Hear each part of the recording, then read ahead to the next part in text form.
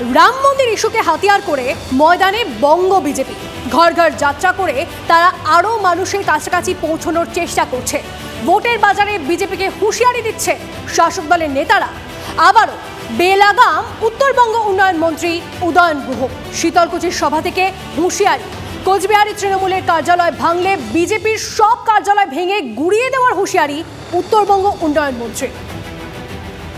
যদি ওই party office আবার ভাঙা হয় তাহলে সারা জেলায় যেন বিজেপির কোনো পার্টি অফিস রাস্ত না থাকে, সেই শপথটা তৃণমূলের প্রত্যেকটা কর্মীকে দিতে হবে। ওই পার্টি অফিসে বসার জন্য যদি কোনো তৃণমূলের কর্মীর গায়ে আঘাত লাগে, প্রত্যেকটা কর্মীর জন্য 5টা বিজেপির কর্মীর গায়ে আঘাত পড়বে, এই শপথটা আমাদের নিতে হবে। এক নেতা হুমকি দিচ্ছেন, অন্য নেতা আবার ইস্তফার দলীয় হুইপ মানছেন না। হ্যাঁ, সুবল মান্নার কথাই বলছি। কাঁথি পুরসভার চেয়ারম্যান, তাকে সরাতে শেষ পর্যন্ত অনাস্থা প্রস্তাব আনার সিদ্ধান্ত জেলা তৃণমূলের। সুবল মান্নার বিরুদ্ধে অনাস্থা প্রস্তাব আনা হতে পারে বলে দলীয় সূত্রে খবর। গতকাল রাতে তৃণমূল কাউন্সিলরদের নিয়ে বৈঠক করেন জেলা সভাপতি পীযূষ পান্ডা। মোট 16 জন কাউন্সিলরের সমর্থন মিলেছে বলে দাবি জেলা তৃণমূলের। সম্প্রতি শিশির অধিকারীকে প্রণাম করে গুরুদেব সম্বোধন করেন সুবল মান্না। এরপরই কাঁথি পুরসভার চেয়ারম্যানকে ইস্তফার নির্দেশ দেন তৃণমূল নেতৃত্ব। তবে এ নিয়ে কোনো প্রতিক্রিয়া জানাতে চাননি সুবল মান্না। তাঁর দাবি, তিনি কোনো চিঠি পাননি। আজও তিনি পুরসভায় এসে দিব্যি কাজকর্ম করেন।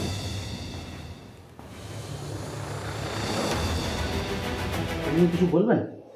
ব্যাপারে আমি কিছু বলবো না। চিঠি কি এখনো পেয়েছেন আপনি? দলের আভ্যন্তরীণ ব্যাপার, আমি এখন কিছু বলবো না। আচ্ছা, এই শাসক দলকে ঘিরে বিতর্কের কি শেষ আছে বলুন তো? আচ্ছা, কেন বলছি? কারণ স্কুল বন্ধ করে এদিকে আবার মহিলা তৃণমূলের সংঘবদ্ধ শপথ গ্রহণ অনুষ্ঠান বন্ধ করে দেওয়া হলো। স্কুলের ভর্তি ও সরকারি বই জমা নেওয়ার কাজ। স্কুলে এসেও ফিরে গেল পড়ুয়ারা। শিক্ষকরাও আর স্কুল মুখো হলেন না। মহিলা তৃণমূলের এই কর্মসূচিতে ছিলেন খোদ রাজ্যের স্বাস্থ্য প্রতিমন্ত্রী চন্দ্রিমা ভট্টাচার্য। বাঁকুড়া শহরের বঙ্গ বিদ্যালয়ের এই ঘটনায় বিতর্ক একেবারে তুঙ্গে। জেলার সমস্ত স্কুল এদিন খোলা থাকলেও কেন বন্ধ বঙ্গ বিদ্যালয়, তা নিয়ে কিছু জানাতে পারেনি শিক্ষা দপ্তরও।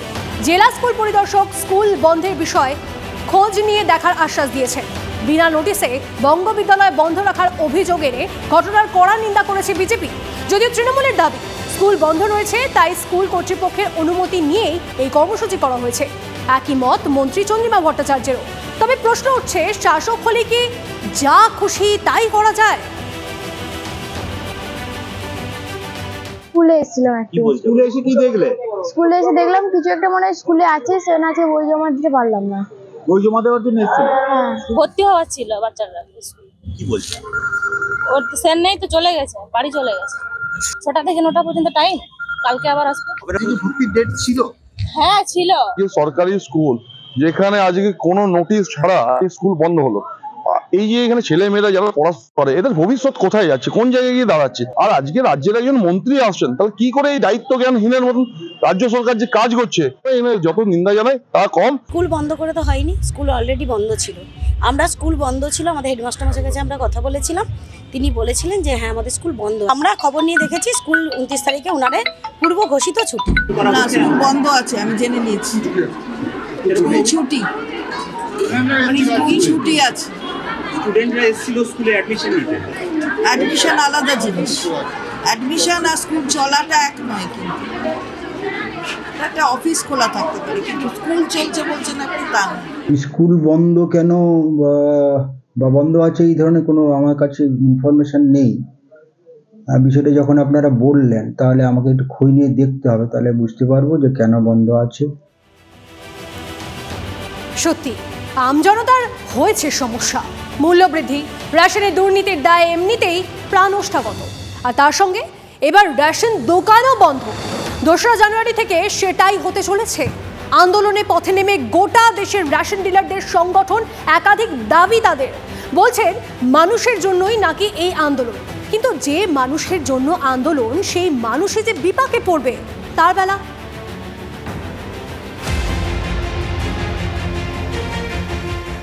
বেশি দিন আগের কথা নয়, হাতে গোনা 2 বছর পিছিয়ে গেলেই সেই ভয়াবহ দিনগুলি মনে পড়ে যাবে আমাদের। কোভিড, হাহাকার, দুবেলা দুমুঠো খাবার জোগাড় করতে অনেক মানুষকে হিমশিম খেতে হয়েছিল। কেন্দ্র ও রাজ্য সরকারের উদ্যোগে সে সময় কিছুটা আশার আলো দেখা গিয়েছিল রেশন ব্যবস্থায়। বিনামূল্যে চাল গম দেওয়ার ব্যবস্থা অনেকটাই স্বস্তি দিয়েছিল মানুষকে। পাশাপাশি আরও একটা বিষয় সবার সামনে উঠে এসেছিল, কত মানুষ দেশের রেশন ব্যবস্থার উপর নির্ভরশীল। এত মানুষের দুবেলা খাবার জোটে এই রেশনেই।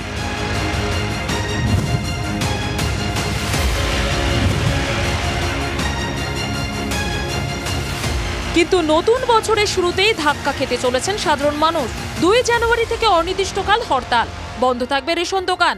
কলকাতা থেকে দিল্লি একাধিক আন্দোলনের রূপরেখা তৈরি রেশন ডিলার সংগঠনের। পিডিএস কন্ট্রোল অর্ডারের নামে রেশন ডিলারদের উপর যে দমনমূলক নীতি নামিয়ে এনেছে, পশ্চিমবঙ্গের খাদ্য দপ্তর রেশন দুর্নীতির দায় রেশন ডিলারদের ঘাড়ে নানা রকম আইনি অত্যাচার নামিয়ে আনার প্রতিবাদে নতুন বছরের প্রথম দিন থেকে সারা দেশের 5,38,000 রেশন দোকান আমরা বন্ধ পালন করব। রেশন ডিলারদের দাবি, এই আন্দোলন শুধু তাদের জন্য নয়, সাধারণ মানুষকে ন্যায় পাইয়ে দিতেও নাকি আন্দোলন। কিন্তু সেই সাধারণ মানুষ কি বলছে?